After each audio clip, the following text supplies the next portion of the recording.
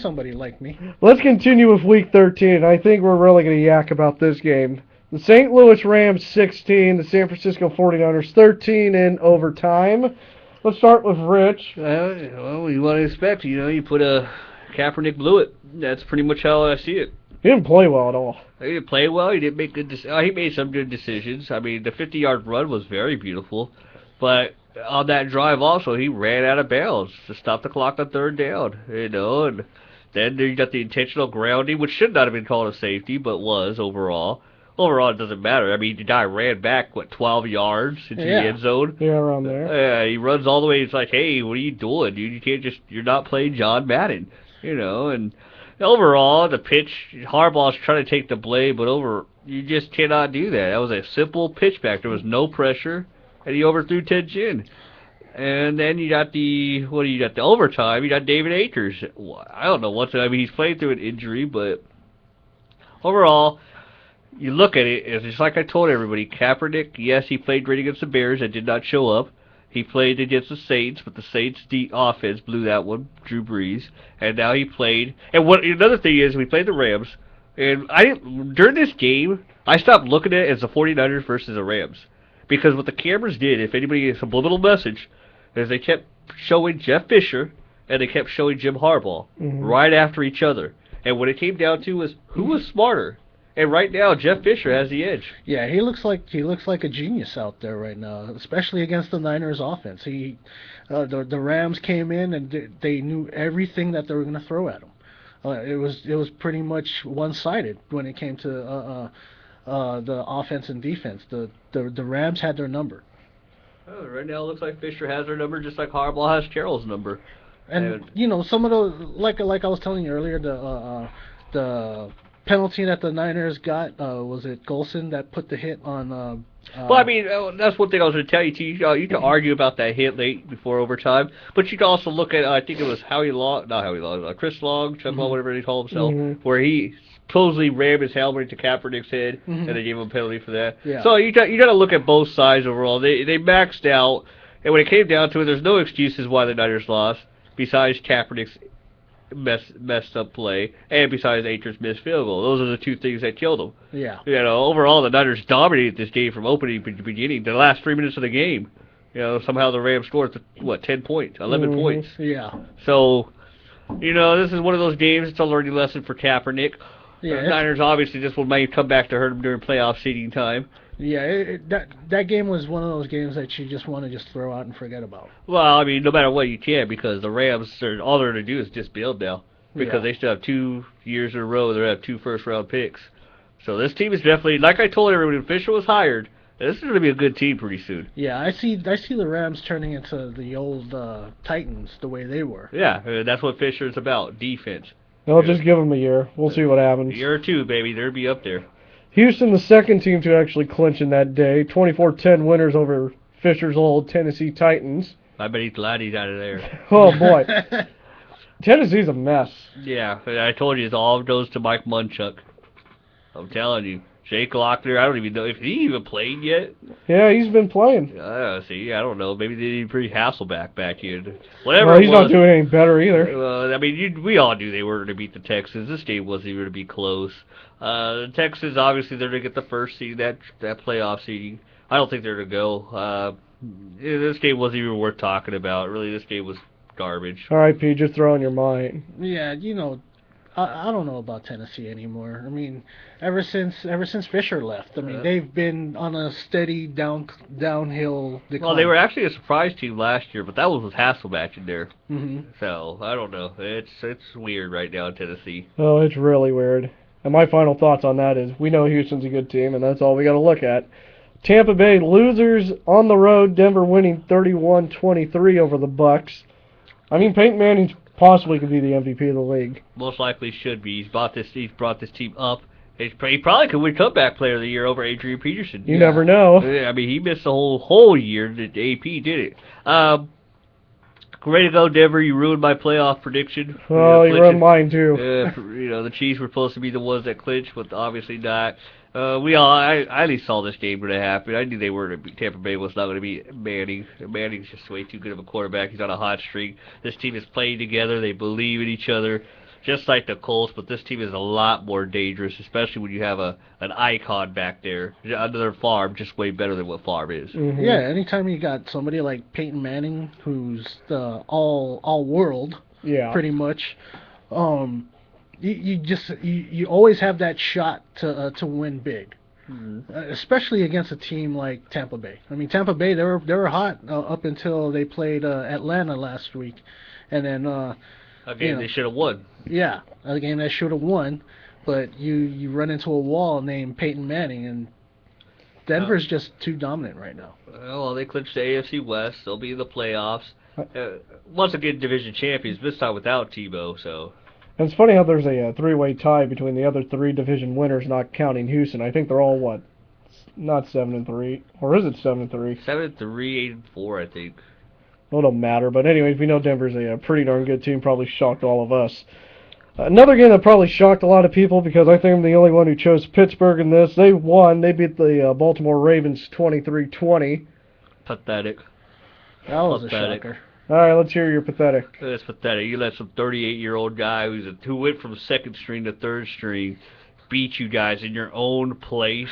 Pathetic. Just because Troy Polamalu, Mr. Head and Shoulders, came back. Pathetic. I mean, Baltimore, Flacco, they always talk about how Flacco is so good at home. Dick LeBeau, you are a master at what you do. Yeah, he is. That defense was ready for the Ravens. They shut them down. And now Suggs is out. Baltimore's in a mess. Their season's going to come unfolding right before their eyes. I don't believe in Flacco as an elite quarterback. He reminds me of who's good enough to be him. We need to find a quarterback. Chad Pennington area. That's where he's at. Oh, Yeah. He's in the jeez. Chad Penningtons. He's in that his little category of Chad Pennington. I think even Jeff Hostetler was better. He won a Super Bowl, so he could be. Yeah. Overall, I don't know. This was just a pathetic game. I really did not think Pittsburgh had a shot at all. Yeah, me either. I mean, I had Baltimore too. I mean, then you got to realize who they have in Baltimore's division, which is why they look like they're like unstoppable. Well, you got to think about it. Cincinnati's now on the rise. Yeah, Cincinnati. They have Cleveland's going to be on the rise. Well, they're going to need a couple more years. Yeah, but I mean, they got their franchise quarterback. It looks like Brandon Weeden's proven us everybody wrong that he can be a good quarterback. Andy Dalton too. Andy Dalton is a beast. But overall, I mean, this team, you got to look at it like, Baltimore, they're old. Their Yeah. offense is young. They got explosive. They got deep threats. Just because some guy that uses head and shoulders to his back does not mean your offense just shut down.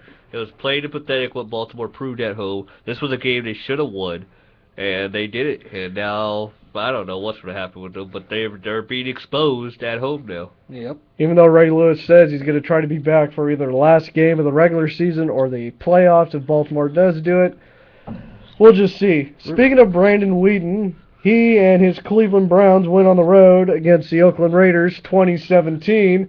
You're shaking your head again. I want to hear this as well. It's just pathetic again. Oh, dear. You have an explosive offense as the Raiders do. Oh, jeez. They do have an explosive offense. Real talk, they have an explosive offense. They have decent receivers. When everyone's healthy. Yeah, when everybody's healthy. I think, did McFadden play this week? No. No, he did. Okay, that's another reason why they He was lost. probable, and he still didn't play. Okay, so you have interception Palmer, and then I don't know, it's just pathetic. The Raiders, their defense can't stop anybody. Cleveland's not that dynamite of a team, but they were dominating the Raiders in Oakland. I mean, the score's closer to what the score was. Yeah. I mean, they were dominated by Cleveland. A team, yes, they beat Pittsburgh, what Baltimore could not do, and so I don't know. And Cleveland's obviously on the rise. They got a couple more years to go, but they're on the right track. Finally, Oakland, Jesus, they're setting league highs, franchise highs, most yards given up, most points. All in the negative area. Oh no, I mean that's what they've been the past 10 years is negative, and so it's just, I mean, thank God this world's ending for the Oakland fans. They got to change that franchise. They need a new face. Well, Nothing against Davis or anything, but still, you got to change that franchise. It's that salary cap. The Niner fans felt that 10 years ago when all them salary caps, all the bad decisions Al Davis made has now come back to bite them, but now it's going to be bad. Yeah, the way the Raiders look, they look just like how Tampa Bay used to be. just horrible. But they're just beyond horrible. All these mistakes, all those stupid trades, picks, etc. Yeah, and like I said, they're, I don't know. I mean, Rolando McClain, now they're talking about releasing him. An 8th pick in the draft. He was supposed to be the next Patrick Willis. Not as good, but supposed to be the anchor of that defense. Now they're saying, hey, we don't want him no more. He's showing up out of shape, overweight, not learning how to play. It's like Jamarcus Russell all over again on defense this time. And you're just looking at this franchise like, what the heck are you guys doing over there? I mean, obviously you don't cut the guy. Because it says you have to pay him. He's an 8th pick in the draft. You trade him. You get some trade because you have no draft picks. I don't understand what this team's doing. Yeah, sometimes I wonder if the Raiders organization's paying them for least most valuable player. I don't know. I mean, the first blackout all year, which surprised me because usually their days are blacked out all year. Yeah. Oh, jeez. So obviously the fans had some expectations for the team, and once again the fan loyalty disappears. I don't know if it's because people are scared to go in their stadium, or people just don't want to go to their stadium, or people already know what's going to happen in their stadium. It's just pathetic. And plus, with one of the cheapest ticket prices throughout the whole NFL. I was told there was a $6 ticket on StubHub for this game. Oh, I found a $2 one. Oh my God, that's just plain. That must have been stolen. Anyway, I hope it was stolen. Huh. Next game, Cincinnati beating out Team Kool-Aid, as in the San Diego Chargers, I told you guys. 2013. Final score. I told you guys. Can we just go next? Andy Dalton, the Cincinnati Bengals. Yeah. Kool-Aid. I got tired of the Kool-Aid long time ago. All right. Let's skip this game. Let's talk about somewhat of a good game. Dallas over Philly, 38-33. I don't know if you can call this somewhat good, because both these teams somewhat stink. But they actually played well against each other. Yeah, I guess if you want to call a 6th-round quarterback lighten up your defense. Yeah, I mean, you have another rookie running back running all over your defense that's supposed to be one of the best in the league. What I asked. Yeah, Dallas is a joke. Go ahead, Pete. I want to hear something better. I mean, both teams are pretty much a joke. I mean, you got Philadelphia with Andy Reid, who's about to get the boot. I'm applying for that job. I think we all will.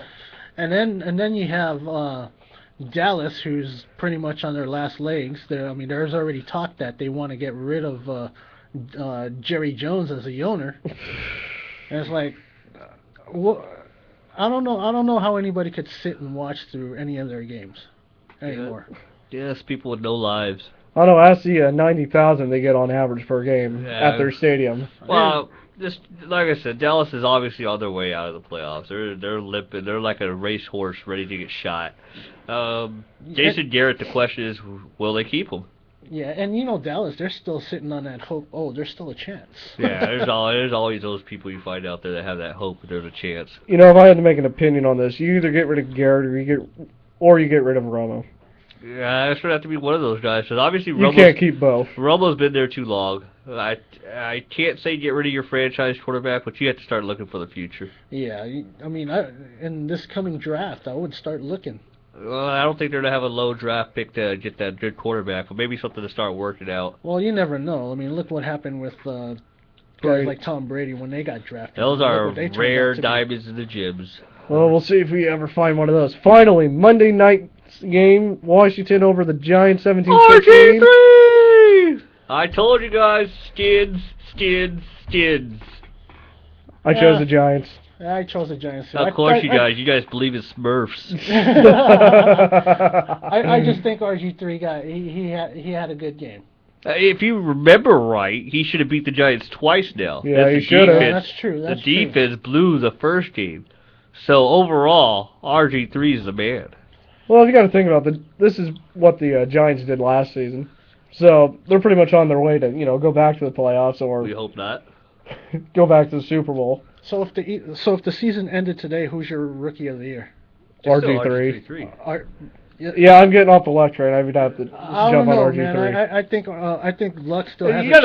You gotta look at what Luck has played compared to RG3. Luck hasn't played anybody. He lives in the AFC. RG3's in the NFC East. The NFC East is way better than what Luck's division is. You got Jacksonville over there. You got the Titans. All right, all You gotta right. give me. We'll save this one for man. We got a lot of conversations to talk about on Thursday.